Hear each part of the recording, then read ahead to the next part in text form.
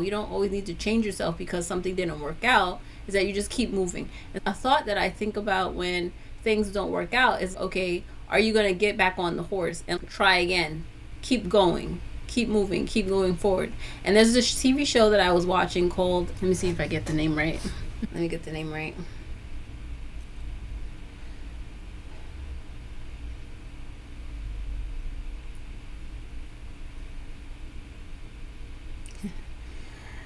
So many good movies on Netflix sometimes. And so it's called Tokyo Tarareba Women. Tokyo Tarareba Girls. Tarareba. So Tarareba Women. Tarareba Girls, actually. There you go.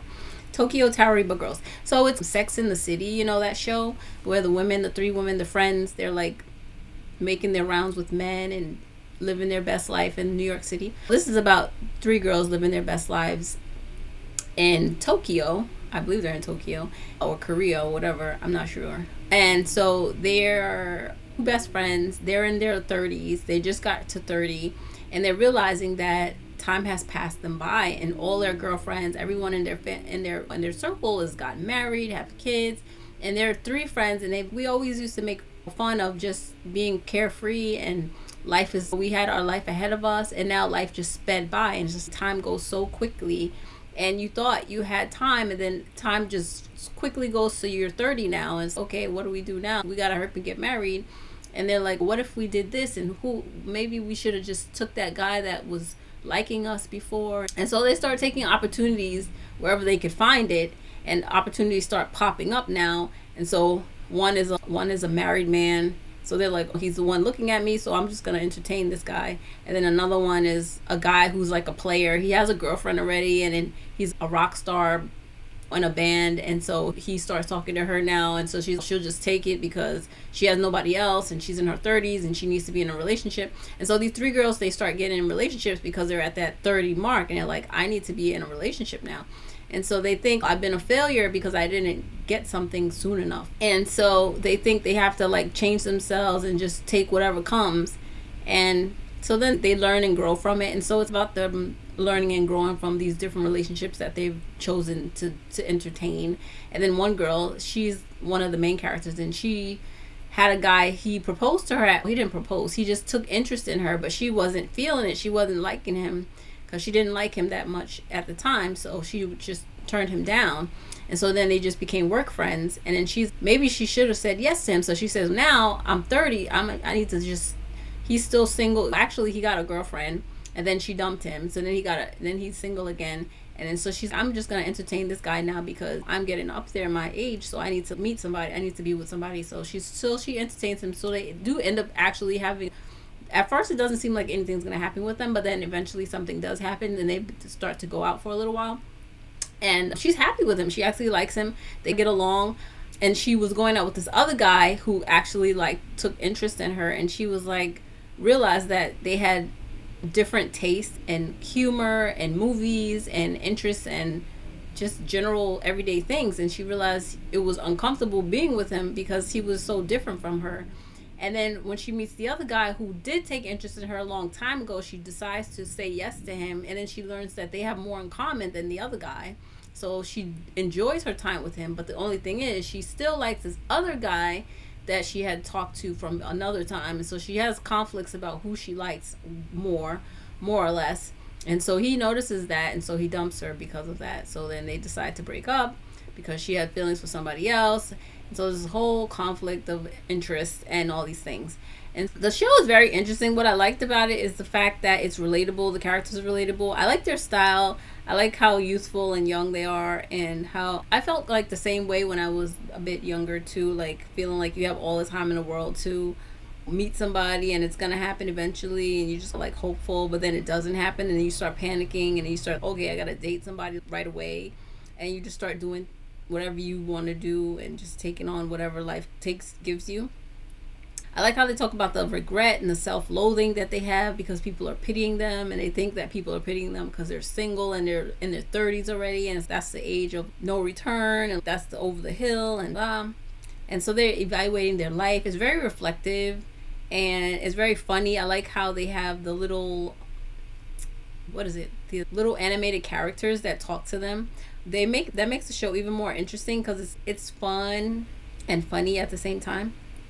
And then I like it's more about their girl friendship and then the guys that come in and out of their life, and that's pretty funny to watch.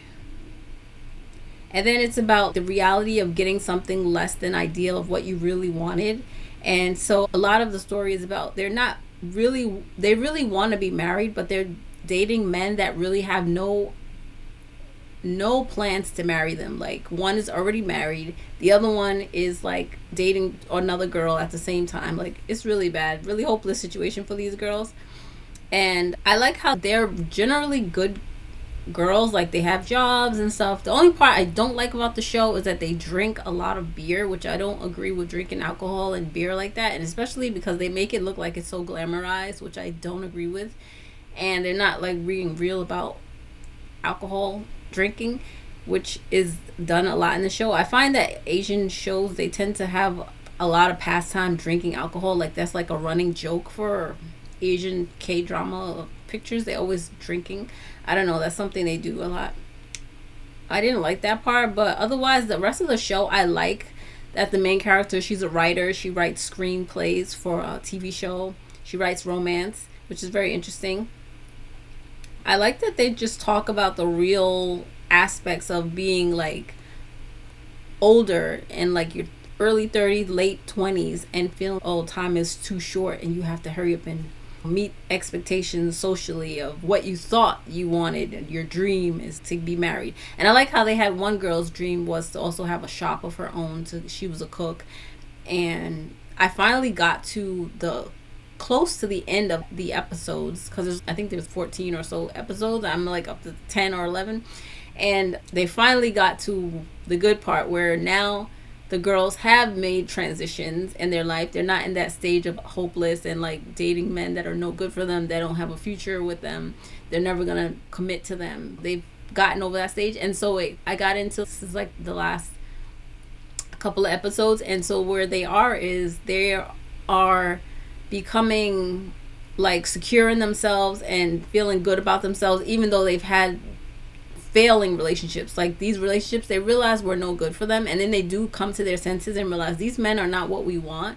This is not what we want for our future. Like they're not going to marry us. And so they each individually have to say no to these men. This is it, we have to end it. This is not going to keep going on and having affairs and stuff, which I admire them for doing. And I like how they let these men go that were no good for them, which is really a smart move and smart way to move the show forward.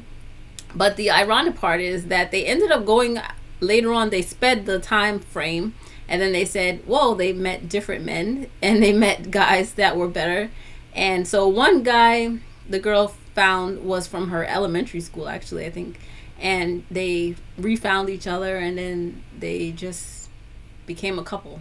And she just felt like it was right, and they didn't force it. It wasn't forced. So I think a big part of it was like they were forcing it, or they were trying to make things work and it wasn't working. And then things just fell into place later on after they went through all these men that were no good for them. And then finally they met the one that was good for them.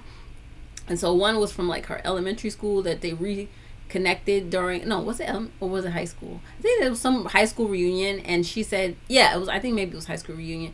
Some guy from high school, and then they reconnected, and so they got back together, and so they married. Then the other girl, she got a boyfriend, and he's somebody that she met from going in the library, which is actually a good situation for her because he actually likes reading. They have similar interests, so it fits her because she was a writer already. She's a writer. She writes romance novels. He took interest in the fact that she was researching and reading really interesting books, and then they saw each other, they became friends, and so that kind of worked out really nice. So I like that, how that worked out. And then the other girl, she got her own shop because she liked to cook and everything, and I think she got her own shop, so she got her own career dream. She got her career dream, so things are working out for her too. And it's just nice to see that resolution. But they did go through a lot of failures. The first couple like the first 10 episodes is a lot of failures, which is relatable, like not meeting men that were to their standards, not meeting men that were up to their par, like what they wanted in life. And so that part was very interesting. And I like that it talks about being single and not having the right person and everything like that. And then it comes to a resolution that they do meet someone, but it's out of the blue, random, chance kind of thing. And then things come together. So like in this situation, like they were at a stage where they were worried and anxious about like things working out, and then they felt like failures because nothing had come yet, nothing was there yet for them. And so it could be that you feel like a failure, but it was maybe just not the environment, not the system, not the scenario that would create the success that you wanted. Certain environments don't create the success that you need, and it's not always your fault, and you can't try to adjust yourself if it's not your fault. So it's like the theme of the day is like, when you don't win the first time, the second time, the third time, the moral of the story is get back on the horse and keep moving, like these girls did in the Tarareba girls, Tokyo Tarareba girls. They just kept moving, they just kept meeting new people. Like one girl, she went through three different boyfriends. One girl, she kept saying yes no to this guy who was no good for her. Then she finally said no, I'm cutting it off, and then she meets a new guy. And so it's just interesting that it's not always your fault if something is a failure.